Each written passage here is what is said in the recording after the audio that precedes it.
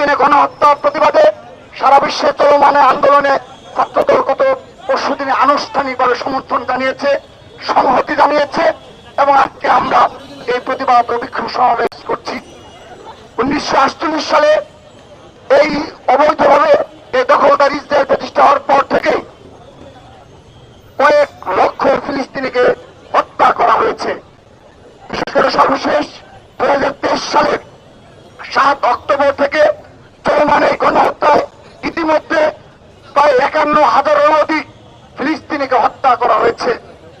তার মধ্যে বেশিরভাগই হলো নারী ও শিশু। আমরা যারা শহীদ হয়েছে তাদের আত্মার মাগফিরাত কামনা করছি এবং এই ইসরায়েল দখলদার ইসরায়েলের এই আগ্রাসী গণহত্যাকে ছাত্রদল ঘৃণা ভরে প্রত্যাখ্যান করছে, ঘৃণা জানাচ্ছে। আমাদের নিন্দা জানানোর কোনো ভাষা নেই, এমন কোন শব্দ এপ্রোপ্রিয়েট না যে শব্দ দ্বারা এই গণহত্যাকে বোঝানো সম্ভব হয়। সে ধরনের নৃশংস গণহত্যা চালানো হচ্ছে। বিশ্বের ইতিহাসে বিরল এ ধরনের গণহত্যার ইতিহাস। আজকে এই ফিলিস্তিনিদের উপরে ইসরায়েল যে গণহত্যা, বর্বর গণহত্যা চালাচ্ছে, বিশ্বের ইতিহাসে বিরল। এ ধরনের গণহত্যা অতীতে ইতিহাসে খুঁজে পাওয়া যায় না। সে ধরনের একটি বিশ্বে আমরা বসবাস করছি। আমরা বাংলাদেশ থেকে আমরা শুধুমাত্র সচেষ্ট রয়েছি।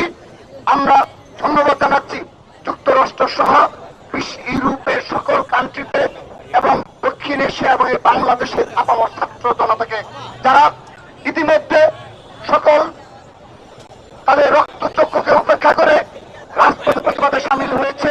তাদেরকে ছাত্রদলের পক্ষ থেকে ধন্যবাদ জানাচ্ছি এবং সেই সাথে নিন্দা জানাচ্ছি গতকাল যুক্তরাষ্ট্রে 5 বাংলাদেশি সহ প্রায় 400-এর মতো শিক্ষার্থী থেকে ভিসা বাতিল করা হয়েছে।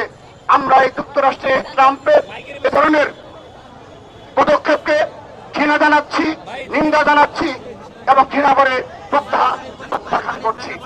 প্রিয় উপস্থিতি, সর্বশেষ গতকাল এই ইস্যুকে কেন্দ্র করে এই আবেগ ইমোশনকে কাজে লাগিয়ে যে বা যারা গতকাল বাটা, পিৎজা হাট, ডোমিনোস পিৎজা সহ বিভিন্ন কেএফসি সহ খুলনা, বরিশাল, চট্টগ্রাম, সিলেট, কক্সবাজারে যে ধরনের বর্বরোচিত কাণ্ড ঘটিয়েছে এটি বর্ণনা করার নিন্দা জানাচ্ছি এবং আমরা অনুরোধ জানাচ্ছি যেভাবে বিগত সময়ে বাংলাদেশে কিছু ইউটিউবের এবং সোশ্যাল মিডিয়া প্রপাগান্ডাকারী কয়েক কিছু ব্যক্তি রয়েছে যারা প্রতিদিন পারলে বিপ্লব ঘটায় এবং বিপ্লবের নামে যারা মব জাস্টিসের সূচনা করে। আমরা উল্লেখযোগ্যভাবে লক্ষ্য করেছি কতিপয় ব্যক্তি যারা বিনা কারণে এ ধরনের মব জাস্টিসের সূচনা করে এবং তাদের পিছনে অবশ্যই কোনো রকম উদ্দেশ্য রয়েছে। আমরা আপনাদের সবার উদ্দেশ্যে বলতে চাই, ছাত্রদল বলতে চাই, সারা বিশ্বের সাধারণ শিক্ষার্থীরা যেখানে ফিলিস্তিনের প্রশ্নে এক এবং ঐক্যবদ্ধ অবস্থান গ্রহণ করেছে, সেখানে এই বাটায় যে ধরনের ন্যাক্কারজনক ঘটনা ঘটেছে, অপরাপর ব্যবসায়িক প্রতিষ্ঠানে যে হামলার ঘটনা ঘটেছে, এটি দ্বারা বাংলাদেশের ভাবমূর্তি চরমভাবে ক্ষুণ্ণ হয়েছে। আমি বর্তমান নির্দলীয় সরকারের অনুরোধ জানাচ্ছি, আপনারা ব্যবস্থা নিন। অতীতে একটি ঘটনার ব্যবস্থা নিতে পারেননি, এভাবে একটি রাষ্ট্র চলতে পারে না।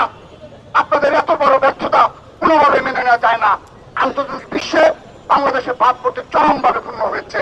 আমরা আশা করছি, আমরা ছাত্রদল সতর্ক হয়েছি, আর কেউ যেন এই বাংলাদেশে মব জাস্টিস করতে যেন না পারে, সেজন্য আমরা সতর্ক অবস্থান গ্রহণ করেছি। প্রিয় উপস্থিতি, আজকের এই প্রেক্ষাপটে আমি আরেকটি বিষয় স্মরণ করেই শেষ করছি।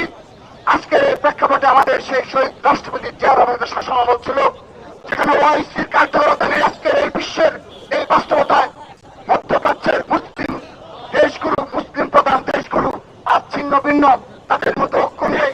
ওআইসি নামক একটা সংস্থা রয়েছে, কিন্তু তার কার্যকারিতা নেই। আপনাদের মনে থাকার কথা, শহীদ রাষ্ট্রপতি জিয়া রহমানের আমলে এই ওআইসিতে সহকারী মহাসচিব পদে বাংলাদেশ থেকে নির্বাচিত হয়েছিল এবং ইরান ইরাক যুদ্ধ সহ অপরাপর যে যুদ্ধ হয়েছিল, সেখানে এই ওআইসি এবং শহীদ রাষ্ট্রপতি জিয়া রহমান বলিষ্ঠ ভূমিকা পালন করেছিল, যা ইতিহাসে রয়েছে। সে কারণে আগামীর বাংলাদেশে আপনি যদি নিজেদের মধ্যে হানাহানি এবং বিনা কারণে মব জাস্টিসের সূচনা করেন এবং সোশ্যাল মিডিয়া প্রপাগান্ডার মাধ্যমে আমাদের ঐক্যকে বিনষ্ট করেন, আমাদের জাতির কপালেও দুর্দশা রয়েছে। সেহেতু আমি আশা করব আপনারা এক এবং ঐক্যবদ্ধ রাখার জন্য যে ধরনের প্রয়াস প্রয়োজন আপনারা সে বিষয়ে সতর্কভাবে বক্তব্য রাখবেন। এবং সর্বশেষ ভারতে যে নতুন বিতর্কিত ওয়াকফ বিল পাস হয়েছে আমরা তার নিন্দা জানাচ্ছি, ছাত্রদল নিন্দা জানাচ্ছে, ছাত্রদল তা বাতিলের দাবি জানিয়ে আমি আমার বক্তব্য শেষ করছি। সবাইকে ধন্যবাদ জানিয়ে এই দপ্তরের মাঝেও আমাদের একটি প্রাণের দাবির পক্ষে ছাত্রদলের সকল পর্যায়ের নেতা কর্মীদের ছাত্রদল কেন্দ্রীয় সংসদের পক্ষ থেকে রক্তিম শুভেচ্ছা জানিয়ে বিদায় নিচ্ছি।